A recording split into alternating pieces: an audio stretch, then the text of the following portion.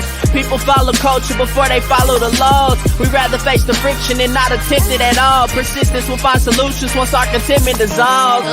There's a hard pill to swallow for anyone breathing, both for folks who stay woke and those who be dreaming. We ain't slaves, yet we still ain't experienced freedom. What we need is the keys to access the kingdom. We're all in this fallen world trying to stay intact. I'm just a beggar, point you out to where the bread is at. So follow the breadcrumbs like Hansel and Gretel. Thank Yogi Bear and the thought engineer for that on Monday. It's Man Talk Monday. Woo!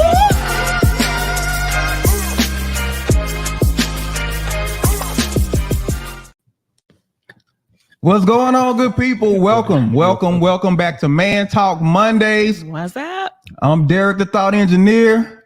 You got my man, comedian John Salena Yogi. Smith. I'm comedian Salena Smith.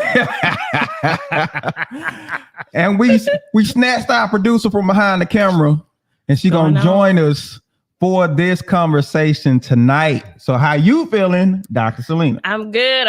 How are y'all feeling? We're good. It's kind of weird being on this side. It is. But Yeah. You don't get to tell me what to do on this side. I'm still gonna tell you what to do. Right? Yeah. From right here, I'm gonna tell you Right. what You to know do. she's still gonna be on you. She's Right still here. gonna be on you. But let me just remind everybody, this is Man Talk Mondays. It's an open forum where we give you the rational realities of relationships, but of course we're doing it from a man's perspective.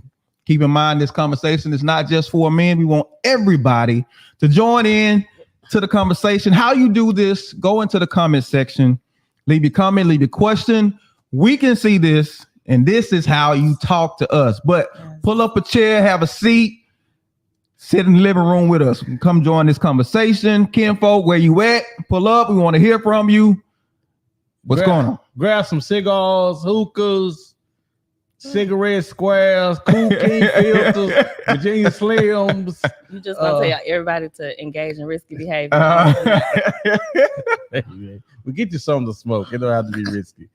It could be from the earth. How about that? Not the herbal essence. Not the. We want y'all to be good, to feel good, and have a good time. So y'all pull up a chair, get something cold to drink. Let's go. And let's go. Because we're here to have a good time. Just in case y'all didn't know. Yes, sir. We're here to have a Yes, good sir. time. That's why you in church too much. I almost said amen, and that means Boy, I almost said amen. I No. almost said amen. I did that at Like, a I you did in that at a church? company I went to church function Sunday. one Oh, time. so Sunday is too Sunday much. makes me One Sunday. I did that at a company function one time. Our president got through talking. I said, "Amen." Before I knew it. It's too much church. Dude, How you know you dude. to church? Right? You too far in. You need to pull up sometime. All right. So before we get going, throw this scenario. I want to get y'all thoughts on this. So there was a video that was posted, and it was talking about this young girl. I forgot how old she was. I don't know if she was 6, 8, or something like that. Mm-hmm. But she lived with her mom, and her dad paid child support to the tune of $1,900 a month for her. Now the mom had 2 other kids, so she got 3 kids total. 3 kids. 3 kids total. 3 kids. But one check. For One one check. check. One And here's check. the thing. Here's the kicker. So somehow the child found out how much the mama was getting from her daddy for child support. Cause the daddy told him. Oh yeah, the daddy told, and she told him when I asked her for money, she don't actually like she don't never have no money for me. Because that money ain't just for her. Oh, okay, all right. So let's It's okay. Because I was like, yeah, that's So the when I question. say That's the it's not question. just for her, it's for the for her, right? But for the mom to be able to manage her lifestyle. So that goes towards her food. It goes towards her. She asking for something that she wants. That money goes for what she needs. And children don't understand that. They don't understand that if my daddy give you $1,900, the $1,900 has to go to the light bill. It has to go to your food, your groceries. It doesn't go to give me $1,900 so I can get some shoes and some clothes. Okay, but if there are other kids there, you don't think that the other kids are partaking of none of Which that? is 19? why the daddy should not have told her. That's why the mom probably didn't tell her, because especially if she's not getting other checks, she's going to have to use that for the betterment of all the children. She know her dad ain't the same dad as the rest of them kids. She's gonna have to pull on that check a little more. That check need to be pulled. Right, the check's gonna get stretched. But Well- that's why the daddy shouldn't have told her. I think women are opportunists, and I think the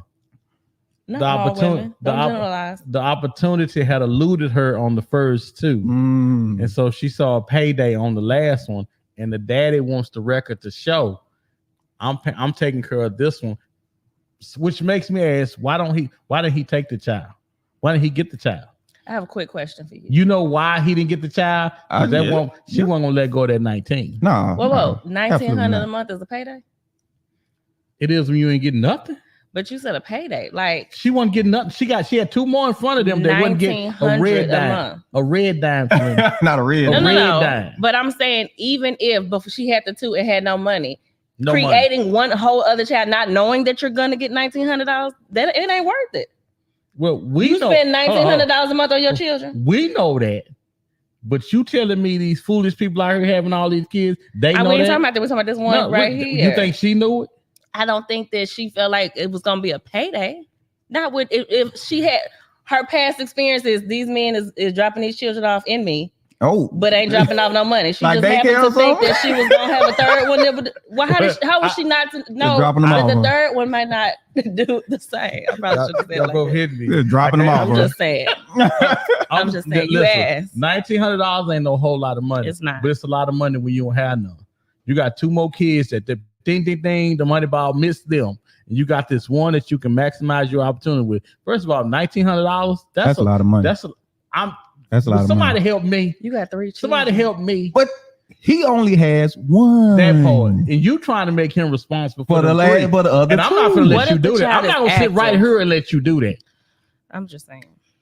Now, how you think he feels when he finds out his daughter is asking for stuff and she feel like she can't get it, but he knows he's dropping $1,900 off in this household, but he's not dropping them off for all the kids. He's dropping off for his child. Let me say this: you can't question what that woman doing with the $1,900 once they go in there. Thank you. If that girl is asking for anything extra, she needs to be going back to the daddy. To her daddy, absolutely. Daddy. Okay, we agree on something. Why? That's why you can't get a 3-bedroom nothing for $1,900 a month. Not to mention food. Don't let her be active in sports.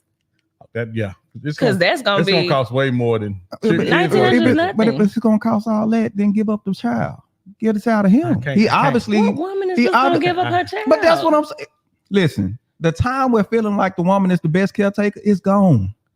It's not y'all not the best caretakers anymore. He don't want the kid either because he got another family though. I'm sure he has another family. I'm certain. You think he got another family? I'm certain he has another family with a whole nother situation over here. And he like, hey, this what's going on over there. I'm giving her money. I'm giving her money. I just want the record to show I'm giving her money. Mm-hmm. Baby, you good? Boys, girls, y'all good? Because I'm sure, because that's generally how it happens. I don't know. Y'all can chime in and let us know what y'all think. But I kind of feel like, now this is the danger you run into having multiple kids by different baby daddies and stuff like that.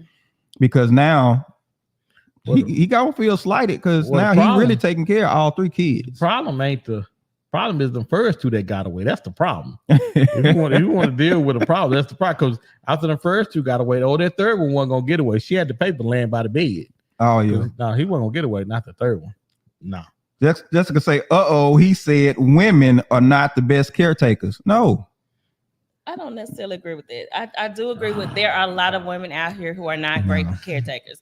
But I also I mean it qualifies for women. No. But I also agree that women, mothers have this intuition to where the men don't necessarily have that. Not that nurturing motherly intuition. Men don't come in this world with that. Now, being the protector and stuff, they have that, but children need nurturing.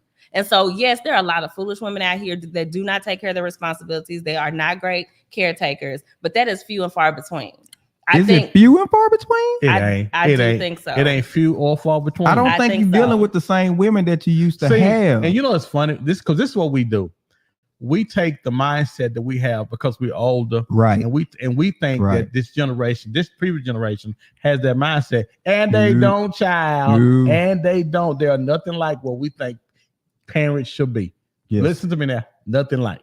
Yes. I think you can't sit up there and just rest on women are the best character. You can't rest on that. No, no But more. you not can't anymore, rest you on can't. that they're not. That's what I'm saying. You Yes, we can't can. generalize and say Yes, that. we can. No, you We can rest on cannot. that. Pretty much. I'm pretty good about wrestling. You good? I'm pretty good. I know.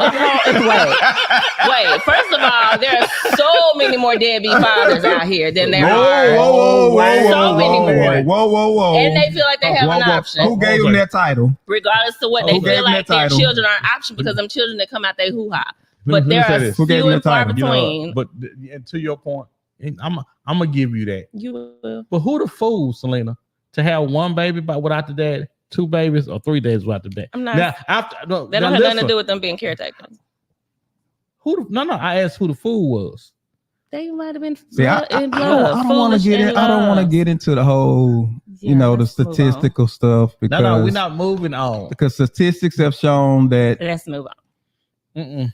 kids growing up in a household with the father end up better way off than Because growing it's up in a just- What household. There's statistics you read? There's that said discipline in that? the house. There's discipline No, in the house. you meant with the father in the house with the mother. No. Just A a single child. father Yes. versus a single mother. They're all better with the dad. The kids They come are out better with a the single dad. They father are than a better single with the mother. dad. Yes, they are. I need to see that research. Well, study. again, Please For cite real, that. this- Cite that for me. I think Salena is skewed by what I think her grandmother and them and her What? aunties and all them was, but that's not relevant today. I don't believe it's relevant today. No. Jessica says, but how do you group all women together? Absolutely. The same way y'all group all Absolutely. men together. I did not say all men. Y'all can say all women. I said there are a lot of deadbeat You fathers. said deadbeat I fathers. said there are a lot of deadbeat fathers. Y'all said women Okay. are not the who, best who caretakers. gives them that title? People who see that they're not showing up for their children. Okay. Okay, we're not gonna go down this rabbit hole, but there are a lot of kids who have grown up and to realize my father was not the problem. It was actually my mama. And there are a lot of kids who grew up to realize that my mom was not the problem. That was that man that I don't know who he is because he don't come around here. Well, if you're not coming around, your mom probably got something to do with that. Mm. If you're not coming around. Juanel says, man, you can throw almost all these new age single mothers in the trash. Why now? Hello. Now, why That's now? all Thank I'm you, saying. sir. That's all I'm saying. Thank you, sir. That's all I'm saying. But what about these fathers? You can't generalize. I'm saying women, we have some struggles. There's some women out there that are on the struggle bus when it comes to motherhood. But there are a lot of men as well who No. drop these children off and these women and just gone about their business because they don't have any attachments to them. Because They don't have to stay. Other statistics show that you have way more single fathers. You have way more men who don't have kids. See, what I'm not allowing you to do tonight Which is says, to say what which statistics says- say no, and what which research says without and without citations. saying- I need says, citations. no. Which says I need the study. Who the women are sleeping with the same dudes. You got the dudes they that sure- have they are kids, doing that. have They are. multiple kids by multiple women. When you got a lot of guys have no kids So at you're all. not saying single fathers like they're Okay. taking care of the kids. The You're young talking about man they're said- dropping children off in these women. Iyanla Vanzant did a show. She did a show where she had these guys who had a slew of kids between 3 guys. Yeah. It was like 100 and some kids. 3 guys. 100 and some kids. Who take care of the kids though? And that's not what I'm saying. But you trying to say you got all these, but Because they can just have multiple kids by multiple women and still not take Right. care of the 35,000. what makes a children that they woman make. sleep with a guy who got 3+ kids? Because they might have low self-esteem. They may be telling them what they want to hear. We'll be We all are day emotional talking about- creatures, right? That's We'll why I be said all let's day move on. So let's get into this. Let's get into Yes. the background behind some of these decisions that are being made. So tonight we're talking about who's running your relationship. Who's running your relationship? Now, it's easy to pass this off as a conversation like we've been having, men versus women, but that's not actually what we're talking about. When you are in a relationship, the decision making that you do, where is it coming from? Who's running your relationship? I'm trying to remember remember the name of that TV show with Kerry Washington? Scandal. No. She had a recent show where she was a psychologist. Oh, Unprisoned. Well, dad was Unprisoned. in jail. Right. And during this show, she would talk to her younger self, her child, or what they call her inner child. Mhm. Yes. and she would have to calm her inner child doing instances where she kind of got triggered. Now, I don't know if for y'all that don't know, the reason that Salena is Dr. Salena is here. Oh, yeah, we can give you credentials. We didn't run it down. Yeah, not just to argue with us because she do that on the other side of the camera, but she is our expert doctor dealing with trauma today in kids and somebody said something that I thought when people attach to each other trauma when they're trauma bonding. And I thought Salena done ruined me because I know what that means. Oh, you didn't know what trauma bonding? Well, I didn't know. What you get from what you said? Well, we were talking about how wait a minute, we were talking about something, and she said it was work related. So I just put you on the spot. I turned off my work. But when you heard trauma, you and I said Salena. I said Salena. I said, yeah, I got a friend of mine that's all she be talking to me.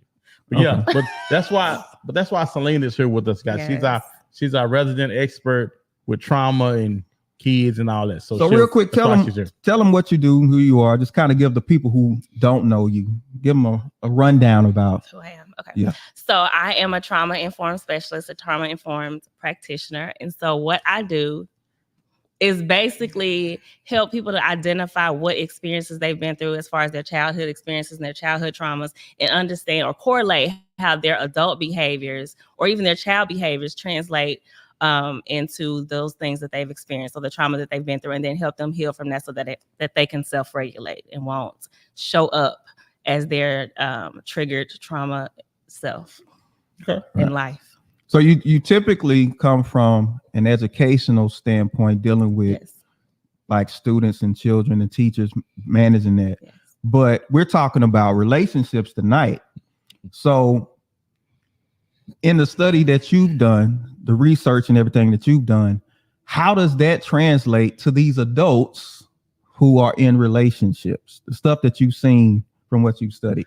So especially if you're an adult who has unresolved childhood trauma, which means you've experienced some things and you haven't dealt with it, it shows up in your adult behaviors. And so in your adult relationships. And so something that's going on in your relationship could be triggered by something that you experienced as a child. And so now, instead of responding to your person that you're with or your partner as a mature adult, you respond to them out of being triggered from whatever childhood experiences that you've had. And so your adaptive child now shines through. And that's why we have these foolish individuals or these people who do foolish things and they don't understand, like, why did I do that?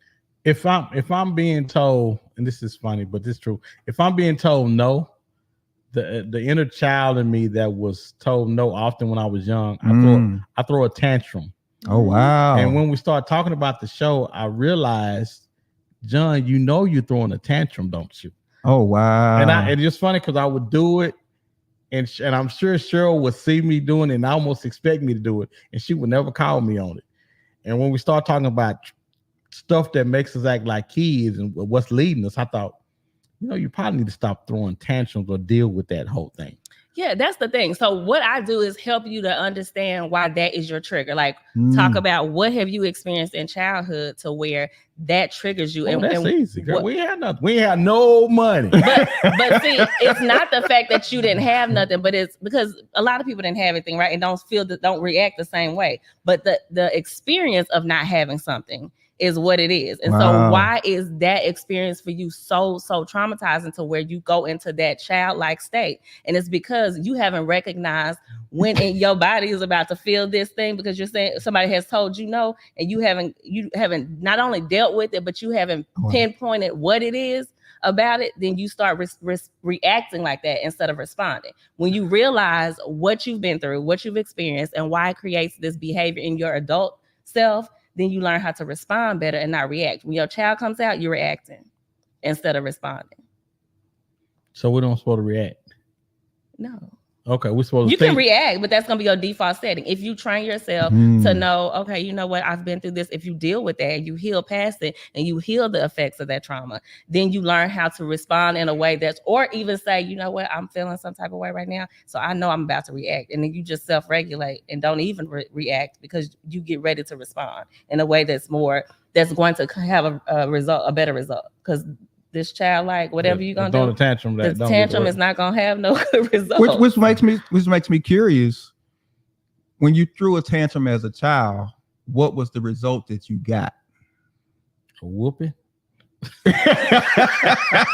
My legs beat. My mama was not playing the tantrum. No. So as an adult, when you do that, what do you expect to happen in a relationship?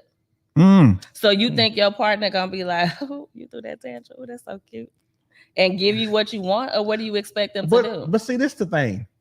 It makes me feel better. I know this sounds crazy. Oh, but it makes me feel better if I can know why it makes you feel better? Why? Because it's taking you back to the place where you were trauma, and that was your safety. Have you ever heard of like children who are raised in chaos? If you try to put them in an environment where there's no longer chaos, they're gonna create chaos, because as bad as that sounds, that's safety to them. That's where they feel the most safe, because that's all they know. And so if all you knew was that feeling of throwing a tantrum and it made me feel better, then you're going to just default back to that safe space. But you have to create a new safe space for you or a new environment, you and your partner, to where this is not going to be my response. This is not going to be my reaction, because what we do in our relationship is we talk about things. And that's what's going to start to make me feel better. Then you're going to have experiences of resilience. And that's when you start to heal. That's when you start to act like that mature adult instead of going to that adaptive child because of these tensions that you're throwing. Yeah, but oftentimes in relationships, so while we're going through relationships, we don't often know that we're doing this kind of stuff. Because I know we're talking to people right now, and people are trying to figure it out whether or not they do this. And you probably do. Most of us probably do have childhood things that we're caught up on and that cause us to overreact or act a certain way when we don't get our way, or whatever the case may be. And I'm sure, first of all, if you guys have any questions or comments, shoot them into the inbox so that we can get Dr. Salena on. We got the doc in tonight. She's on. You got some questions. You got some questions. Because I was just going to say, so what you were describing with him, was that his way of self-soothing himself against the irritation? You know, I heard something about how pearls are formed. This is crazy. Pearls are formed because that's a response to irritation. When sand gets inside the clam, they secrete this thing out that gets around the sand and hardens, and that's how a pearl is formed. So it's a reaction to an irritation. So it's a way that they soothe themselves. So has this become a pearl for him in his adulthood? It's absolutely self-soothing, but the thing is what comes out of it. Are you okay with what comes out of, like when he talks about the pearl, that's something that beautiful that comes about.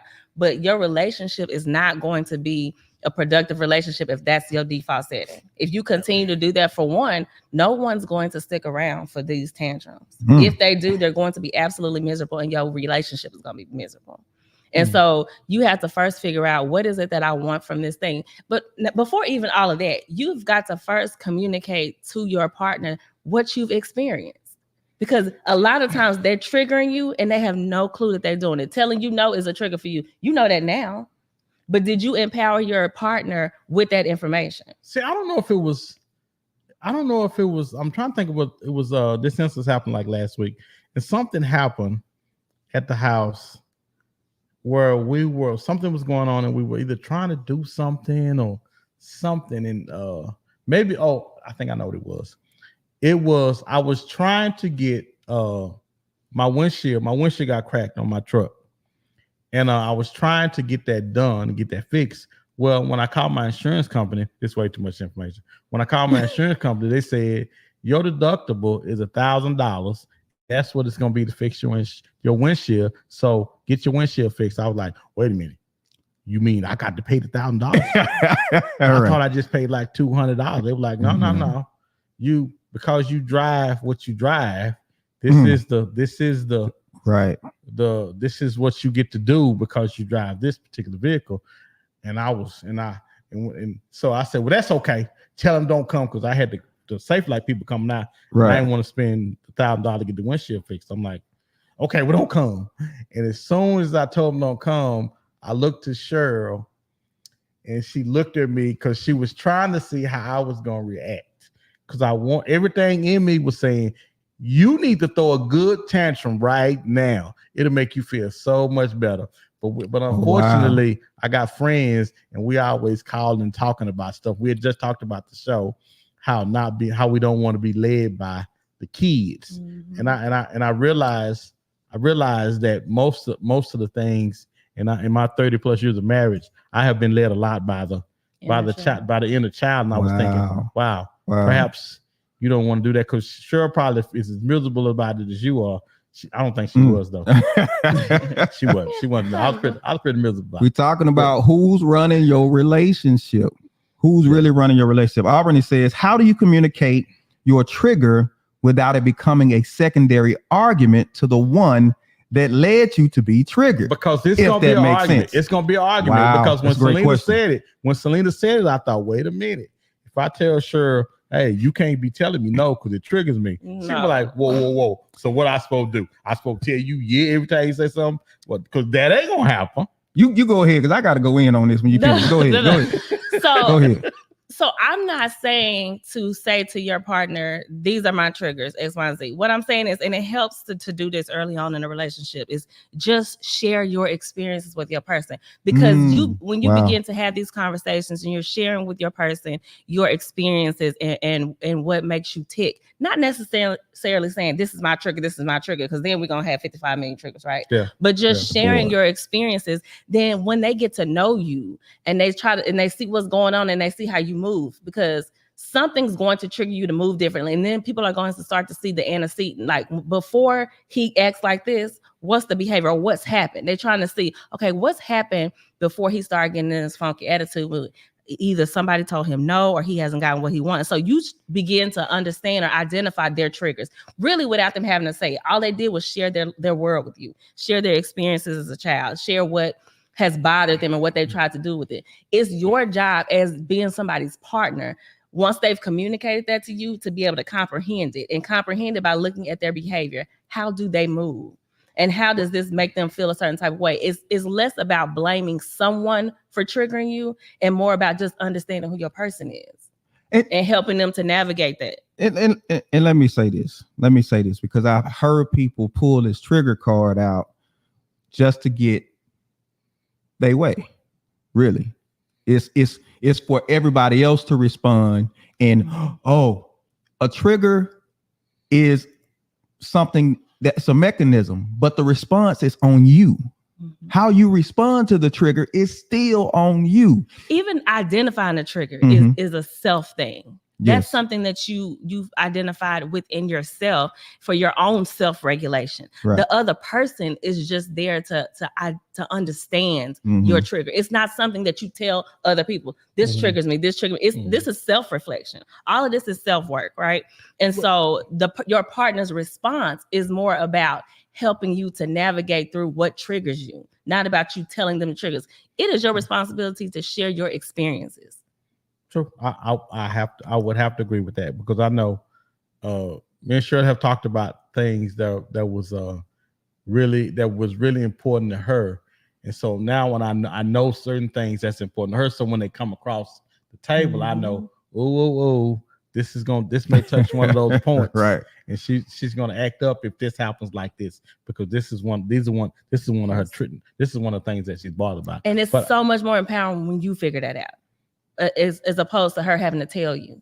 Because now you're being intentional. Now you're listening to them. She's being heard. You're identifying things that she didn't necessarily have to tell you, but her behavior showed you. See, that's why it's important not to do too much talking, so that when you talk, don't cry wolf. So I know I can listen to everything you're saying. But if you're constantly babbling at me and beating me over the head with words, now it's not. They don't seem as important if they are. It's not the quantity of the words, it's the quality of the conversation. Right. And that's what I'm saying. So women, it's not a license to talk too much. Tarsha says, we talked about what made us tick during our dating process and talked about it. So during the dating process, they went ahead and discussed these things. Now, if a person communicates their trigger to you,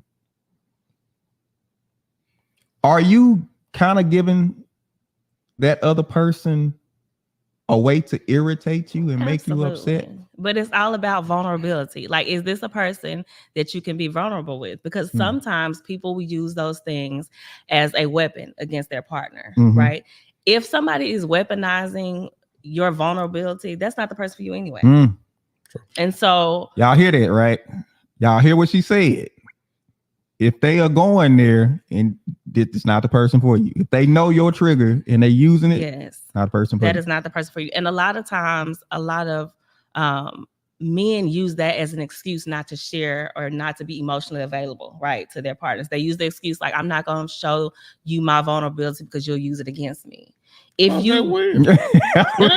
some women will, not all women will, but if they do that, that is not the person for you, because your partner is someone who wants to be able to say, I'm your soft space to land, and I want you to be that for me as well. So that means you're going to have to be able to be vulnerable, and I'm going to have to use that information not to harm you, but to help support you and help you navigate through whatever experiences that you've had, because now how you experience that is going to show up in our relationship, and I don't want you to make me miserable too. I disagree. What do you disagree with? All of it. Shut up. Now you talk about in your on your podcast a lot, and when you do your training and stuff for people at work, you talk about broken circles.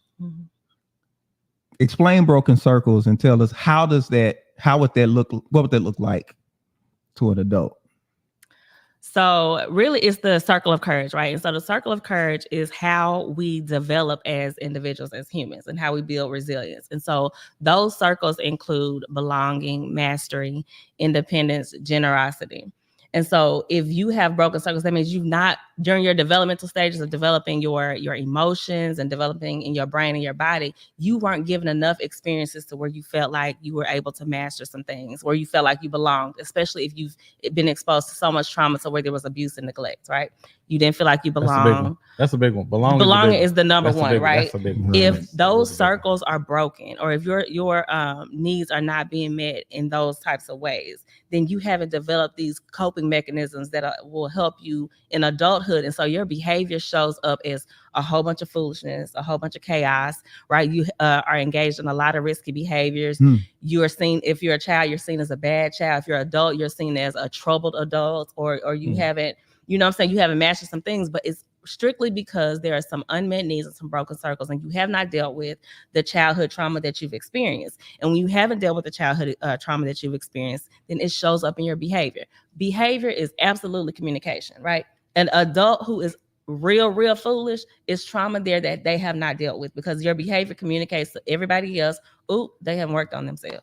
And the problem with and I heard this yesterday. It's really good. Heard this yesterday. The guy said, the pastor said, when we have trauma as children that we don't deal with, we often pass that on to our kids. Intergenerational trauma. Because they think that that's just the way we do things. Absolutely. When there is a healing that needs to be done, and we haven't done it. So so many of us, now that thing's turned into a generational thing that was supposed to stop with you, and because you didn't recognize that and get healing from that, now that thing is carrying on to your kids. In the book I already said is, if you don't deal with your childhood trauma, then your offspring will. If you don't sit there and you deal with it, and you go, it may not hit your children, but your grandchildren gonna deal with it, because it finds the path of least resistance. It's like, you're not gonna deal with this? Because remember, if you're a woman, your grandmother, you were in your grandmother's womb, you was in your mother's womb, because all of those eggs are given to you at birth. And so whatever trauma your grandmother was going through, if she didn't deal with that trauma was passed down to you. Eggs are given at birth. The eggs are traumatized. Yes. So they scramble.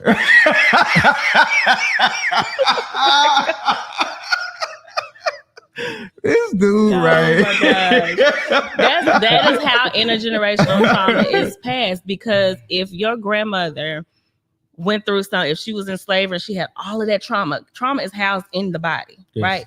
If you have all of that trauma in your body, you are not dealing with it, you're not processing this trauma, you're not processing your emotions, then your eggs, your grandmother's eggs had your mother in it, and your mother's eggs had you in it. And so if you don't deal with that intergenerational trauma is just going to continue to run through your family line until someone says the buck stops here and gets help. I think the misconception is, I think we think that if we don't say nothing about it, it'll heal itself and kind of go away. And it's quite the opposite, actually. No, it's popping back up. Yeah, absolutely. It's coming back. Absolutely. Afia says behavior is communication. Love that. I want to come back to that in a second. And Cheryl says the trauma becomes normalized when it's not repaired. Absolutely. Yes. Now, Yes. you said behavior is communication. And because I've talked to you quite a bit about this, you also say what behavior is a response. Mm-hmm. So when we're behaving, we're responding to something. But in that response, like the situation called for it then, but it happens so frequently that now becomes who you are. That is your behavior. Yeah, that's that is your pattern. That is your default setting now. And I just wonder how many people are looking at their relationship right now and how you respond to either your significant other or respond to situations, how that makes you and your husband, your wife, your boyfriend, girlfriend, how that makes you act with each other. I wonder if you're looking at it now and seeing who's responding in that. Is it that little child that's in me that didn't get the needs met when you were little, or is it the adult that's dealing with it now? Mm-hmm. So how do you begin to adjust? Oh, I got a question. Go ahead. If you don't, I have noticed, and I don't want to call out their name, so I'm just gonna say a friend of mine don't trust nobody. And I often say, well, it's not really healthy not to trust anybody. Mm-hmm. But I'm thinking, could that very well stem from something, a trust thing that was when they were kids, something happened, or they were left unprotected, or something to where now I don't trust? Because I think when we're kids, we automatically give, I trust this person and that person, and if that trust is betrayed by one of those people, now I guess I'm trying to qualify what makes us say we don't trust anybody. I have a difficult time trusting people.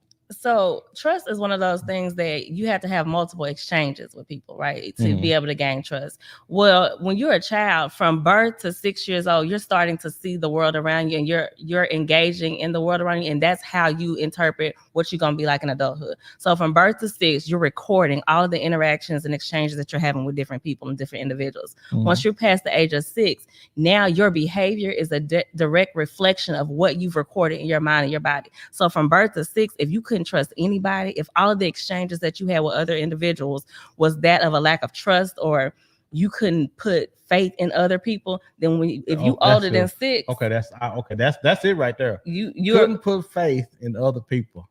Then past 6, you're moving around this world. You are engaging with other people around this world as you did when you were birth to 6, which said, I cannot trust anybody. And so in your mind and in your body, you are ingrained to not trust anybody. And the only thing that's going to help that is to have multiple encounters and exchanges with people to where you're able to gain trust. But if you've went that long, you're not even gonna give somebody the time of day to be able to show you that. And it's gonna be really, really hard for them to try to get that through. Please, y'all, like, share, and subscribe. We got the doctor in the house today, y'all. Like, share, and subscribe, and tell somebody about it. And also for our TikTok fans and users, like and follow us on TikTok as well, because if we can get a certain amount of viewers on there, we can go live from TikTok. So guys, remember again, like, share, and subscribe to Man Talk Monday. And back to who's running your relationship, fool? Let me get Michael.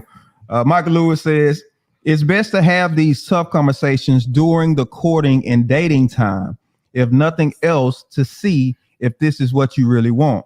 Without those conversations, you'll find out about those mom and dad issues that sometimes you're not equipped to deal with. So in the dating, because you don't turn the child on once you get in a relationship, it's always there. So when you're dating, how do you get around that child to have a good dating experience? The child be sitting in the corner like this. Hey, as soon as I get the chance, I'm coming out. But I have to gain control of the relationship so I can come out and it'll be okay. Because the child don't come out unless it's okay for the child to come out and go back in, and that person still accepts it. People never show the child if that child is going to run somebody else away. Hold on, but I'm thinking, what he just described, that's the child the whole time, right? Trying to gain control. Is that the child, or is that the person being rational? But the inner child in you is only gonna come out when triggered. When they have to go to this default setting. In the beginning stages of courting, you know, everything, you have your representative and everything is like butterflies and all this kind of stuff. And so that's the time to share your experiences and you're talking with the person that you're dealing with. And so once that happens, once you become comfortable with that person and something triggers you, then they're like, because you're gonna come back. How you know that your inner child is the one that's running the relationship and not your mature adult is you'd be like, why did I do that? Why did I say that? Or what? You come back, I did not mean to do. I don't know why I said that, because you're a mature adult. You've already processed what you're going to say, what you're going to do. You've already thought about it. You know what I'm saying? You have this relational mindfulness in you that's like, I behave this way, or you've thought about it. You've responded this way. When you're reactionary is when that child comes out and you come back with your tail between your legs, like, no, I shouldn't have done that. I shouldn't have. And the other person, knowing what you've been through, is like, oh, I know why you acting like that. And that's when they call it out. Listen, I know that when you grew up, you know, you didn't have this and this and this and this, but that's not me. Like, you don't have to deal with that. Whoa. What you're not going to do is bring up my past to my, you know, I've been through. I don't want to hear that. You won't bring that up to me. But if I'm supposed to be your safe space, then you're supposed to allow me to be able to do that, because that's where healing, not only healing begins, but that's when you feel like I can now trust this person, because they didn't use it against me, but they use that information to help me and to identify, like, listen, I understand. You don't even have to apologize for that, because I understand why you responded that way. You responded that way because you've been experiencing this and this and this, and you don't have to do that with me. Like, when we first got married, and this might not be on topic, but when we first got married, like, I don't know what you're talking about. It's on topic. It would drive me absolutely insane that he would turn on all the lights in the house. And I'm like, it applies. Oh, this applies. You understand, though? You understand, right? I'm like, yes. Look, bro, we got bills. Like, why do you keep turning on all the lights? And at first, that was my first mind, is to be like, so I would go behind him and hit off all the lights. And then he kept doing it. And one day I was gonna go, look, bro, like, stop turning on all the lights. And I remembered he told me when we were dating that when he was younger, when he would come home, the first thing he would do was go turn on all the lights to make sure that the lights were on. And I said, that's why. It just reminded me. That's why he does it. So I went to him one day all the and turnkey kids know what I'm listen. Bro. The turnkey kids, especially you was the first one to get home. I was in elementary school. I was the first one to get home. Bro. And you talking about a sinking feeling when you go in and you just, you know, casually turn on a light switch and nothing happened. The VCR light off, brother. And you know everything is off. You know what I'm saying? And when that becomes a repetitive, you talk about the broken circles. When that becomes a repetitive thing, now lights, it becomes a programmed trigger. It's programmed in me. So when I come in the house, I don't necessarily do as much now, but I would always just flip on the switch. And I had to go to him and I had to say, listen, I get why you do this, because you feel like the light's not gonna come off, but bro, you free now. Like, we pay the bills. Those lights are going to come on. You don't have to do that. And but had I responded like, why you keep turning on? You know what I'm saying? Yeah, hit that light if you want to. Then not only would that have triggered him possibly, but it would have been a source of contention in a relationship that did not have to be that way. And then he's not feeling safe in his own home. Whereas me using the information that he's told me, not to shame him or, you know, to make him feel like he can't be vulnerable with me, but I let him understand, like, this is why you're doing this. If you didn't put two and two together before, you're doing this because of this, but you don't have to do that anymore. Like here, you don't have to worry about the light. The light's gonna come on. You pay that bill, bro. The light's gonna come on. Hey, hold up, but that's the thing. Even when you have the power to handle the situation, you have the power to. Your mind goes back to that child and you feel powerless, although you have the power. Like, because it's unresolved trauma. I pay my bill. I'm like, why am I worried about the lights? But I was still caught up in this thing because this is what I did when I was a kid. I'm curious, how do we? Because I'm sure more people deal with this than not, and I'm so how do we get people? How do we get people the help that they need?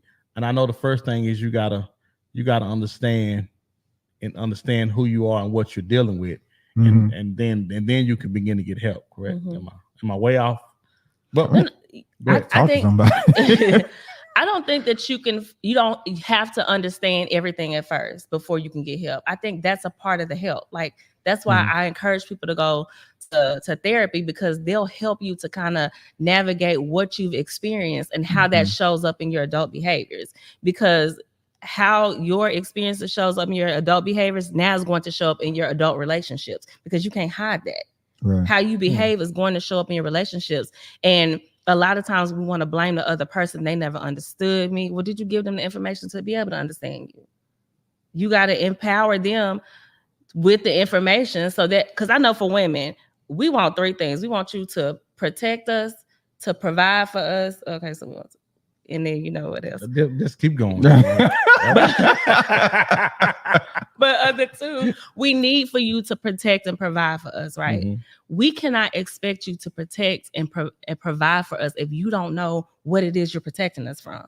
You don't know what's bothering us, what makes us tick, what's triggering us, because we haven't given you that information. And so once you give that person your experiences, then that should make them want to protect you in a way where it's like, I know that them dealing with this is going to cause them some type of friction. And see, while we worried about where we eating at when we dating, we need to be somewhere we can talk. Because I got some ish to get off my chest about what I've been going through. So it doesn't seem to be as important on the restaurant being 4 or 5 star as much as I need to be able to get in there where we can talk to each other. But if you can distract yourself from the real issue, because it's really what you're trying to do. You're trying to distract yourself from the real issue. So let me do whatever I have to do. Let me because you throwing tantrums if you start complaining about where you're going, because you don't really want to get somewhere where you got to seriously have a conversation. And sometimes that's how people would talk to respond. You know, let me do this to deal with this. I was from this. I was talking to my therapist, and she told me, you know, she was listening to me. She identified something. When I was growing up, my mom had it hard, and so I never wanted to bring bad stuff to her. So I would purposely hold back stuff, even like how I was feeling now, because I didn't want to add to her stress. Wow. And I do it with her. We took this quiz called How We Love, and it tells you how you respond in relationships. I think I forgot the website. It might be howwelove.com. I can't, if I remember it, I'll find it. But it identifies, you know, your kind of characteristic of how you love the person that you with and what it looks like. And that's something that I do, but it came from, you know, me watching my mom and trying my best not to be a burden to her, from it to pleasing. I had to be pleasing. Not to put no more on. Exactly. I had to be pleasing all the time. But for me, it was like, why wouldn't you tell me? And it was like, I didn't want to, I didn't want to bring that up. I didn't want to. And I'm like, to me, in my mind, it's like, oh, you don't trust me enough with the information. Whereas in his mind, it's his form of protecting me from the information. Yeah.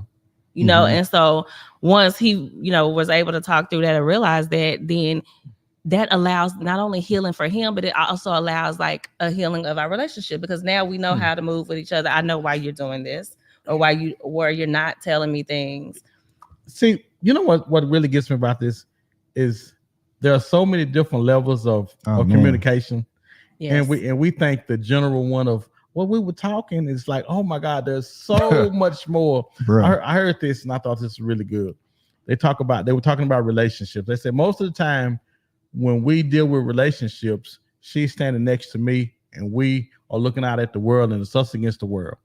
But the real intimacy of communication and relationship doesn't start until we facing each other, dealing with my traumas and her traumas and what we got to go through. Absolutely. Trying to make this thing work. And I thought, oh my goodness, because most of the time we hide behind it's us against the world because we facing this way. But when we facing each other, now we got to deal with the different things that we're throwing at each other. Man, I was like, wow, that's real. Yeah. Janice May says, amen. Cheryl says, some people don't realize or recognize their trauma. How do you tell people how to discover trauma? So trauma is not an event. That's one thing I would say. It's not a specific event. Trauma is how you experience an event. And so if your thought processes keep coming up with something that you've experienced, that's trauma. If your behavior is something that it becomes negative because of something that you've experienced, that's trauma. If it makes you feel a way in your body when you think about it, that's trauma. So you'll keep going, you'll keep pulling that thing up. Yes. And it'll bring it in front of you. Yes. And you start reacting to whatever. And a lot of times, especially in children who've been exposed to trauma, like in utero or something, you feel something in your body. You don't know what, because trauma keeps the body keeps the score when there's trauma. So you don't necessarily. You say want you to break down in utero. We men. We men. Right? But all the men is listening. Don't know what in utero is. Before you were born, before you. There we go. Okay, break it down. Bust out into the world. So before you were born, if your mom was like addicted to drugs or was beaten while or your parents were very argumentative and she had a lot of stress and all of this kind of stuff before you were born, when you come here, your body comes here stressed.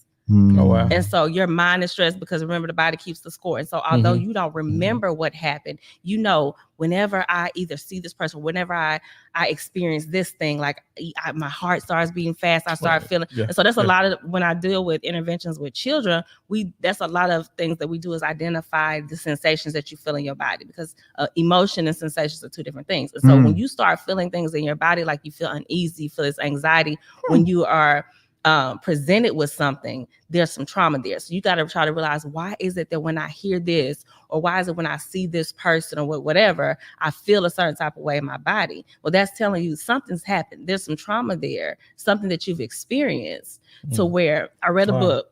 Hold on, I'm mentally stuck right now. You say emotions and sensations make you cry sometimes are two different things. They're two different things. And so like, expound on that. So help somebody. So like, I start, for example, I had a kindergartner who would get super, super angry in class, but he did not know why he was angry. Like, and when he get angry, because the teacher would tell him, oh, he's talking too much, want to go sit outside and shut the door, it would bring back his remembrance of when he was in a hotel with his mom, who was a prostitute, and she'd make him go sit outside and shut the door. Well, she got that work done. Man, come on, man. Okay, I cannot. See, if I was over there, I'd have wrote something you doing on the board for you. Oh my goodness. But that became his trigger. That's a mess. It's clouded. Oh my goodness. So, in order to get back, now mind you, I knew the background information, but in order to get him to understand before he gets, I'm like, before you start ripping stuff off the wall and you get real mad, he's like, I'm just mad. I'm angry. So, but what do you feel in your body? And he says, my face gets hot. My face starts to get hot. So that's sensation. So when I say, what's wrong with you? You know, he can say, I'm angry. But if he can pinpoint before I get angry where I'm about to rip all this stuff out the wall, my face gets hot, then he can control it. Because my face gets hot, you can go to your teacher, like, I'm getting angry, my face is getting hot. That's the sensation that he's feeling. And so now you can self-regulate. It could be that. So a sensation is like you hungry, but does your stomach growl? Like your stomach growling is the body sensation, but the emotion is that you're hungry. The feeling is that you're hungry, right? When you get upset. So you may not be hungry when your stomach growl? What? No, man, go ahead. That's just the difference. Aubrey said stage left, Yogi. She said stage left. Right, whichever one is closest to you. Whichever stage is closest to you. But yeah, just being able to identify what emotion matches the body sensation that you feel is what helps you to self-regulate. Because your body sensation may be different. If you get nervous, maybe you have butterflies, and that's how you know you're nervous. Yeah. You know, or if you get a lot of people when their body tenses and they feel all of this anger and this they feel anger as their emotion, but their muscles are feel tense. A lot of my students, that's when I know they finna turn up some stuff. They finna turn over tables and chairs. Like, why you doing this? You feel some stuff in your hands? Yes. Okay, let me take you outside. Let me give you a squeeze ball so you can squeeze or something really? That you cannot blow up, but you can kind of self-regulate or whatever. But Me and Cheryl say, I'm so ashamed right now. I'm should be. or like that Sylvester Cat little son. So Oh, ashamed. father. Put that bag on his head. Well, it came out of nowhere. She said, she said But it shouldn't have. Shouldn't have. Somebody getting she that lobbed word. it up there. She lobbed it up there, guys. Did not. Oh my goodness. Oh my goodness. But no, this is good. And I hope not only this is helping people as far as their relationships, but maybe your child. Yeah. Maybe it's helping explain some things, how your child may be reacting to something. Well, and not only that, though. But they're gonna take that into their relationship. Well, and not only that, but what are we dealing with as adults that we've given to our kids, and we're trying to figure out where he got it from? Where is he doing that? Well, think about that's because most of us have kids, and whatever we haven't dealt with, they having to deal with now. You know, I've said before, your bad choices become your kid's second nature. You're making a conscious choice, Yes. but they're just exposed to it and they see it and they think, well, this is how it is, or this is what we do. And they perpetuate that bad choice over and over again because they just think, oh, this is how it is how we respond. So getting to that healthy place, you said, talking about identifying triggers. Once I identify a trigger, is it now time to communicate it to somebody, or do I need to do some self-work first before I actually communicate it? You mean to like your partner? Yeah, like to your partner. I really feel like the word trigger should not be used with you communicating it to your person. I think trigger is for you. Like for you to identify what triggers you. Now, when you're talking to someone, I think like you should share, I've experienced this so when this happens, when you do this, it makes me feel away like or blah, blah, blah, because that's when people weaponize your trigger. When you're like, you trigger me, because a lot of people are like, you trigger me, you trigger, but they can only use that because now that's become this word that people use to kind of like, just to throw out when it's it's a form of control, right? And that's not what it should be. When you identify your trigger, that is for you. That is for you to help you to do the self work, for you to be able to help communicate to your people. I hope somebody listening. And what's also to help you know what you should be working on, because if it is a trigger for you, that means I need some help in this area. And I need to work. I need to work. Yeah. Now I know what I'm working towards. Yes, this is my word for it. But I think with the person that you're dealing with your spouse, with your girlfriend, or with your boyfriend, just being vulnerable and communicating, like I've told you before, I've experienced this in childhood. And so when you do X, Y, and Z, that really bothers me, and I wish you wouldn't do that or blah, blah, blah, because now it's not like you trigger me. Instead of putting it back on you, it now becomes a safe space to just share like how you made me feel when you did X, Y, and Z. And it's not like, oh, you made me feel like this. You made me feel like this. It's like I'm connecting it to something that I've experienced before. But now let me say this, Salena, because I know me and Cheryl, I don't. Only time I remember us doing this, I know we've done it before. We were with Dr. Rod, and everybody know Rod Stodge, who had all us crying. But it's difficult. It takes the relationship to another place when you can say to the person that you in a relationship with, hey, listen, this is how you made me feel when you do this. Because most of the time, if I care anything about you, that's not what I want. Right. And so I thank you for bringing this to me. And now I have to work on being better, because I don't want you feeling like this. I'm conscious now. Yes, exactly. And a lot of times they had no idea they made you feel like that. So it's not something that was intentionally done. But now that you've empowered them with that information, like, oh my God, I had no idea that when I did this, that like I would say something like, why you didn't whatever to Derek. And to him, all he heard was I was calling him stupid. I'm like, what? Like, how did you get that? Yeah, you can't come in there and say, when I had slept with them 3 dudes, I had no idea that you was gonna be feeling like that about it. I didn't know you was gonna feel that way about it. I didn't know it was gonna hurt your feelings. Well, it made me feel bad. No, but it's like when I have to say, like, when I ask you something like, why didn't you? I really just want to know why you chose to do it that way as opposed to this way. Nowhere was I trying to accusation as opposed to yes. But I didn't know that until he said that. He was like when you say, like, when you ask me why did you act like I didn't think it through. I was like, I had no clue that you thought that way. Like, I really just be wanting to know why you chose to do it that way. But that only comes It's about the tone, man. It's the tone. Well, 'cause normally it's just not that one thing. Normally it's been a couple of things that have come across my desk, and I ignored those. But then that third thing, I'm like, say, wait a minute, you trying to say something on the code? No, it ain't nothing like that. Because normally stuff is subtle. So Let me get a Fia. Fia says, when I get stressed, my left shoulder gets really tense. So she identified the sensation in her body. And what's really crazy, Afia, and I hate to do that, but it could have been something that your grandmother or great grandmother dealt with that was traumatizing and had to do with her shoulder. And now that's where you experience the trauma. I read a book called It Didn't Start With You.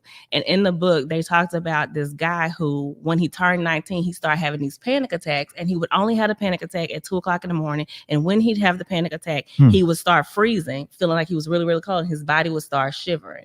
Oh, wow. And then it would go from cold to hot. So he's going to therapy trying to figure out, why did these panic attacks start happening? And he found out that his great uncle, somebody he never even met, was like putting up poles or electricity in poles or something when he was 19, got shocked and fell in the snow because it was wintertime. And his body wasn't discovered until 2:00 in the morning. And the uncle was 19 when he died, the same age as him. No, it was so much trauma in the family with the grandmother or the mother of him that they never talked about it, but she dealt with nobody inside. She didn't process and deal with it. And so when it got to him, because nobody had dealt with it, once he went to therapy trying to figure out why is it that I keep having these panic attacks at 2:00 in the morning. It started when I was 19. And he asked questions, have you dealt with anything? And he's like, no, and they talked to the mother. The mother came in, no, they talked to the grandmother, and come to find out about the uncle, the responses, the emotional and the body sensations were so parallel. But it was because it was some kind of trauma in the family that no one ever dealt with. And so a lot of times it could show up as the trauma can show up as physical sensations in your body because somebody in your family has never dealt with it. Oh, wow. Wow. Janice Mays Jones says it's good to teach a 3-year-old how they feel. Absolutely. So actually have these talks with them. So we are up to our final thoughts, ladies and gentlemen. So Dr. Salena, what you got for the people? Okay, so I guess my final thoughts would be before you get in a relationship, and so while you're in the courting phase, and you are talking with this person, the significant other, I would say share your experiences. Not only share your experiences, but things that you've been exposed to and what your expectations are. Because when you share your experiences, when you share your exposures and your expectations, you empower that other person to be able to show up in the relationship as the person that you need them to be. Not only do you empower them to show up as the person they need to be, then you're able to show up as your best self. And then your relationship will be as beautiful as it's supposed to be because you've communicated these things and you've empowered them to be a safe space for you while you're being a safe space for them. And so that is my final thought. My final thought is, I often say this on the show, and I mean the best for you guys, but y'all stink. And no matter what you do, because you stink, you can't hide it. You can spray Febreze all over you. You can try to hide. You can go in a room and shut the door, but eventually somebody's gonna smell that you stink.